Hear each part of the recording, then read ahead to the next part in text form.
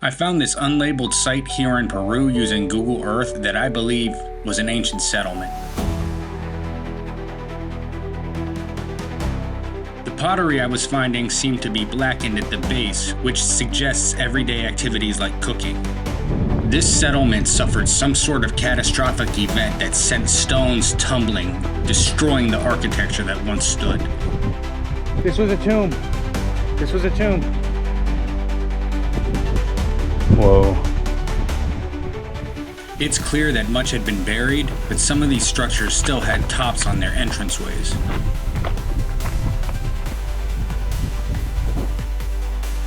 Definitely hit that subscribe button to stay up to date with the latest videos and the newest announcements and the things happening behind the scenes with the channel.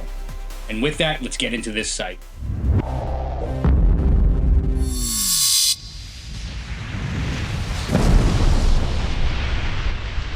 Looking at Google Earth in the Cañete region of Peru, I found this unlabeled site here, which was, I believe, the ruins of some sort of ancient settlement, perhaps even a city. From end to end, it stretched about 1,000 feet, or roughly the size of an American football field. I had to check it out. Found the city. It is right beyond this mountain ridge. As I arrived, I sent the drone up to scout before I climbed up, and this was, indeed, the ruins of ancient architecture. My guess was that this was likely some sort of community housing with respective rooms and buildings which created the square and rectangular shapes.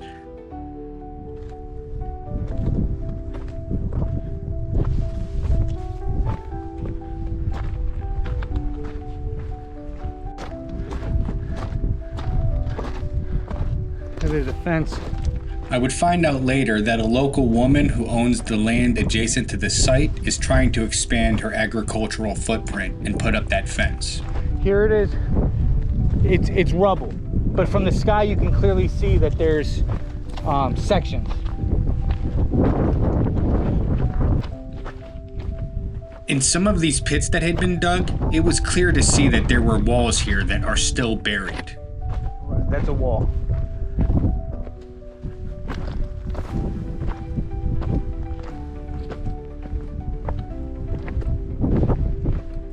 Making my way further into what I'm calling a city, I was beginning to find pieces of pottery, so this was definitely a ceramic culture. Many cultures over millennia populated these valleys, so it's a bit difficult to speak to which particular culture may have built these structures. They appear far more ancient than the typical Inca construction, so it could have been the Ichma, the direct predecessors of the Inca, but the Ichma culture predominantly built their structures using adobe brick. So I would have to assume that this was a culture that probably predated them, likely the Wari or the Lima culture. There were a few large stones like this, some with holes straight through them, but many more exhibiting the feature of having been chiseled or scooped out, typically leaving a smooth depression in the stone. And there were also many large stones that seemed to be split in two, but this wasn't from intentional cuts of precision. This appeared to be natural cracks suffered from an impact of tremendous force.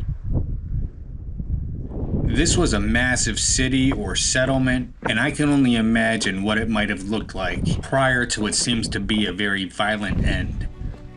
There was a path here, likely being used by that owner in trying to expand their agricultural stock to transport things, but I wondered if it was made upon a previous path from the original ancient construction, because there were clear walls here hugging the structures towards the top. And what was very interesting to me is what I was seeing in this portion here of the site was vastly different from what I had seen in this upper section. This was a tomb. This was a tomb. It's these structures here that I am going to assert are tombs, as virtually in almost every one there were skeletal remains. Some cultures were known not to bury the deceased, instead keeping the mummies of their loved ones above ground to visit them. I wasn't seeing any evidence that these had been dug up and exhumed from under the soil, so I wondered if these structures were simply rooms that once had roofs made to house these ancestors. They also seem to be sharing the same orientation on a north-south axis, with due north directionally overlooking the valley. So clearly here's the burial. It seemed to me that the deceased were entombed, purposefully placed along the incline of the slope of the mountain, intentionally separated from the main complex itself. Here's another one of those stones that seem to have that scooping technique applied to it. Now, I'm not a geologist, so it could be entirely natural. Either way, it looked weird and manipulated to me. All right, this looks like something.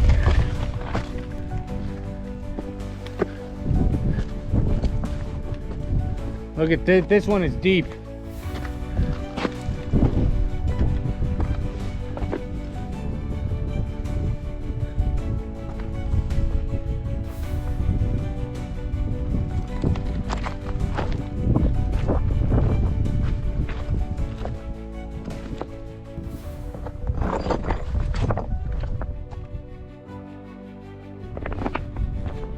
There certainly wasn't as much pottery strewn about this site when compared to other locations I have been to, but many I saw were blackened, which leads me to assume that they might have been used for cooking, which further suggests that people were living here performing daily activities. Given that throughout the site there was evidence of stone wall structures still buried, this here was a stone that made what appears to be an entranceway going into this room. So it made me wonder, how deep could these structures actually go? There's another one right there too. Oh man, lots more bones.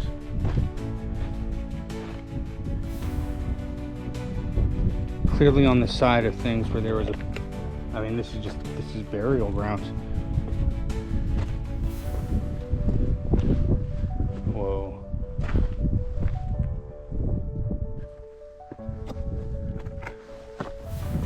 Finding the remnants of bone.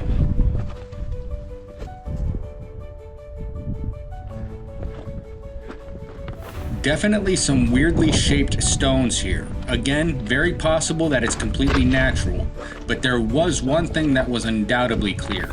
This settlement suffered some sort of catastrophic event or a series of events that sent stones tumbling, ricocheting off one another, and demolishing and partially burying the architecture that once stood here.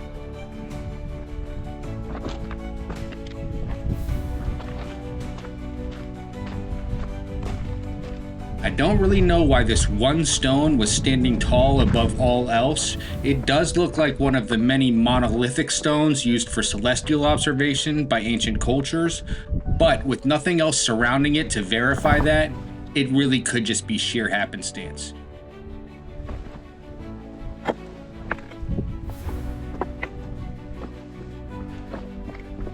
Now, I can't imagine that the structures themselves go down all too much deeper, probably a meter or two, given the fact that the foundation of the structures was the actual plateau itself.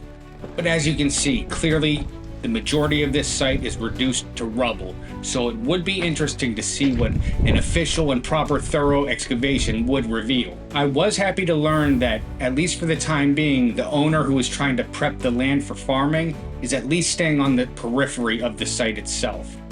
And I hope that continues to remain the case, but all too often, it's just a matter of time until the desire for agricultural expansion takes over and we are left without the opportunity to discover what may have been at a particular site. Definitely like and share this with anyone you think might find it interesting, and certainly please put your observations in the comments. That's half the reason for putting this stuff out there, because you never know what you might see and the insights it might provide for all of us.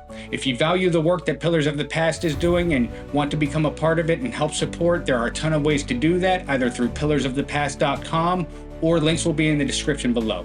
As always, thank you for watching, and I'll catch you in the next video.